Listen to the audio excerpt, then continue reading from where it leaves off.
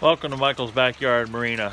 Today I'm going to show you how I'm working on the interior of my boat. We've got the floor taken out. We've got new starboard cut to put back in. I'm going to do a lot of riveting today.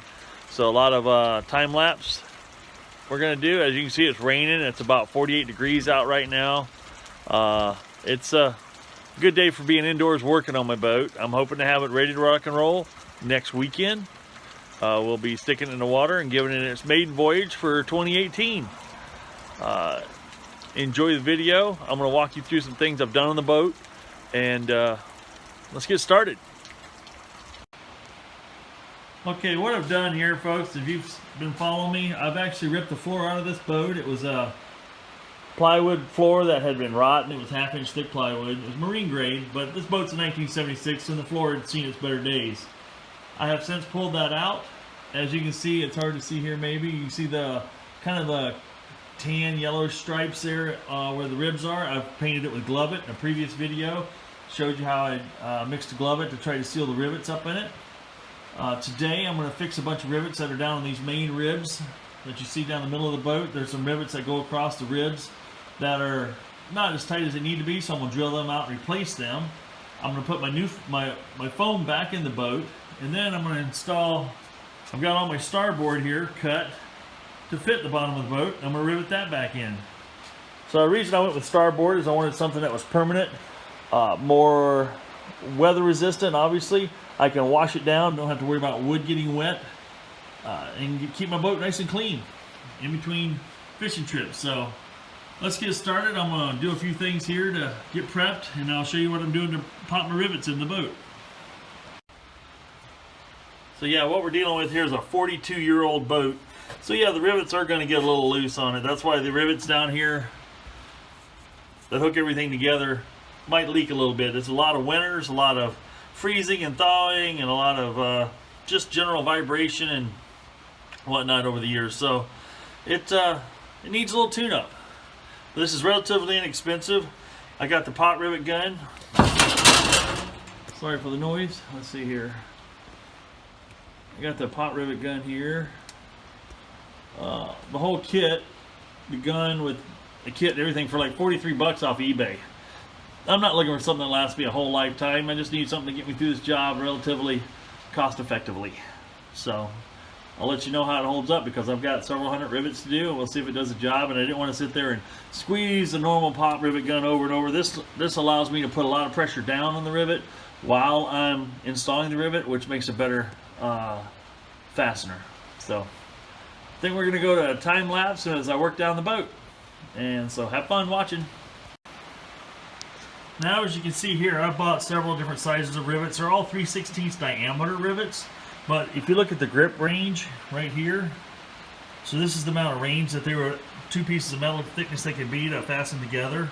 So I got a 1/4 inch to 3/8, looks like about 1/8 inch to 1/4 inch, and then I've got 501 to 625. The 501 to 625 is what I'm using to put the flooring in the boat. The material is a 1/2 inch thick. The aluminum is about a 1/16 of an inch thick, or maybe a little bit thicker, but not much. And that should tighten everything together. I did a test. Here's some of the thin aluminum that's hooking the pieces together. I did a test shot to make sure things would hold together tight, and it did a really good job. So you want to make sure you got the right rivet for the application. What you'll see here is, you see some of these rivets when I wiggle this. I don't know if you can, it's picked up in the video. You can see how the, let me get this one to show up. See how the aluminum moves around the rivet? That's not good and solid like I like it to be. And these are my runners running down the boat that the thing will be fixed, the flooring will be hooked to. Here's one I just put in a new rivet. So I'm going to walk you through what I'm doing to make this all nice and tight again. I'm just replacing like one rivet on each one with a nice, a little bit bigger, a little bit stronger rivet than was originally there. So what I'm doing here, I've got a 3/16 drill bit in my cordless drill. I'm drilling out the old rivet.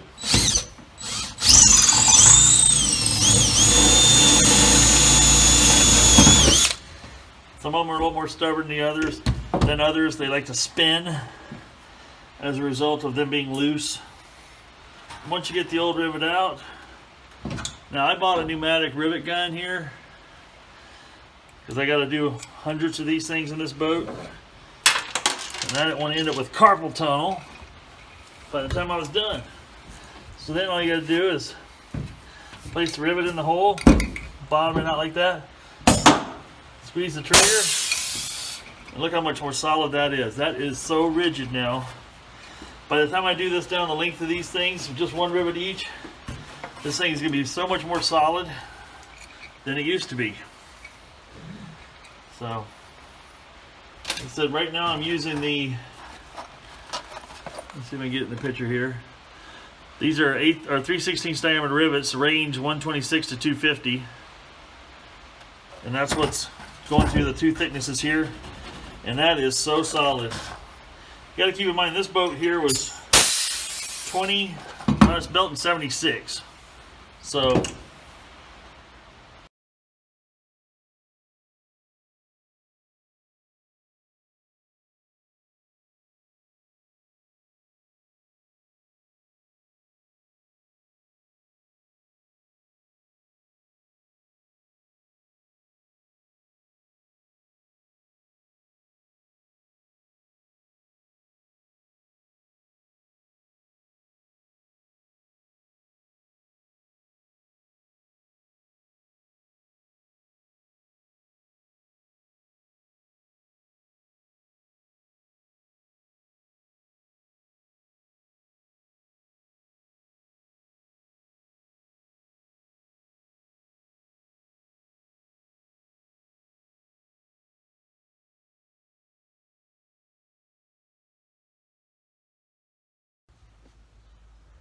whew, that'll wear a guy out moving that fast. As you can see, we've got some more done here. I've got my built-in tackle box all mounted in place with my left side of my console. Fish finder, depth finder's back in place. Made a little custom piece out of the leftover starboard for finishing off the little dash. It's not really pretty, but it's good enough for this old redneck. What's next is I'm putting on the front pieces where the seating used to be. Figuring out where I want to place my batteries. I got a 24 volt trolling motor here. So I got two batteries I'm placing up front in the nose here. And I'm going to make a little box or case or some kind of housing to kind of set those batteries in and keep them trapped down up front there like that. I got to finish riveting in all this orange pieces up front here. Then I'll rivet down the seat boards. And I'll be ready to put all the rivets back in and wrap up the nose piece, get my batteries locked down. Then I got to go back here. My shop vac's in the way right now. Got another battery box for the battery for the motor. I'm going to build that. Another little thing to trap it, since it won't be plastic on plastic. I want to build a little housing that would actually encase it, so when it's fastened onto the floor, it can't, once it's strapped down, it can't shift or move. So I got the side pieces back in, cleaned up. They're still 1976. But they still were in pretty decent shape, so I put them back in. I still got to get screws down here. Let's see if I can zoom in. I got screws down. I got to hook it to the floor with right there. You can see a couple of holes there where I got to put screws in. I got some special plastic screws coming. They're designed just to be used in plastic. They're fastened to plastic, so they're 18/8 stainless. But we're getting there. I'm going to keep working on it and keep watching.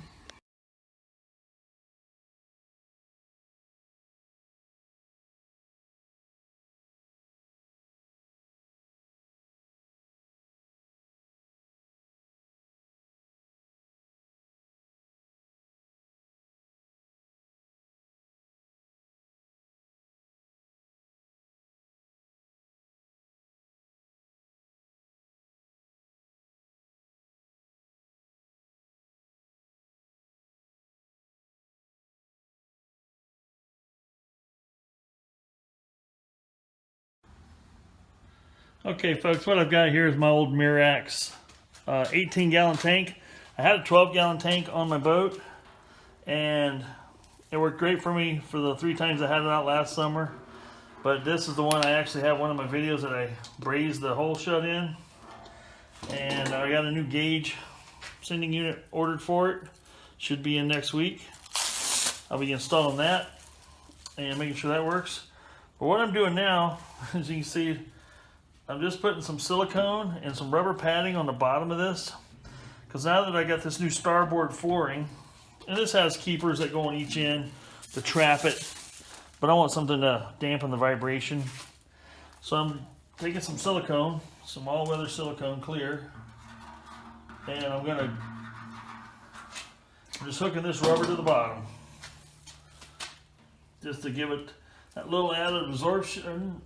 I like a chance of it skidding around. I've done this on my battery box now that I've got a hard plastic battery box and you got a hard plastic floor in your boat, like I've done with my starboard.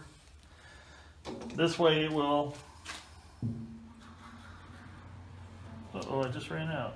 That's not cool. To get some more. But that way things don't slide around when I strap it down. It's got a nice solid adhesion to the bottom of the boat. I don't want things drifting around when I'm hitting waves, cutting corners, loading, unloading, or just going down the highway with it. So that's what I'm gonna do, and I'll show you the install of my tank on my next video, along with the gauge and the front gauge function. As always, okay, got all 4 rubber strips glued down. I'm going to show you the other metal clips. They were a little rusty, so I wire welded them. Gave them a little shot of Rust-Oleum paint there. See where it's got, looks like 5 screws that hold each one of them down. That's what I'm waiting on to get my screws. Get my screws that are actually designed to go into plastic. They've got a little bit different cut of thread on them, so it'll hold down better in the plastic. So that's what I'm waiting on right now to finish putting the front of the boat together. I've got everything riveted. I can rivet together. I've got probably about, I don't know, 30, 40 screws I need to put in here to hold things down around the gunnels. And I'm just about ready to strap the batteries down. I've got to do a little bit of wiring cleanup, and I think I'll be ready to hit the water next weekend. So stay tuned for that video for its maiden voyage. Hope you enjoyed today's video. Please subscribe if you like what you're seeing. I do quite a variety of things. It's not just always boats, but a little bit of repair here and there if I think it's noteworthy. I try to put it online if I can help somebody else out, make their life a little easier, their job a little easier, the tasks they're working on a little easier, then that's what I'll do. You guys take care. Enjoy fishing, enjoy boating, enjoy life.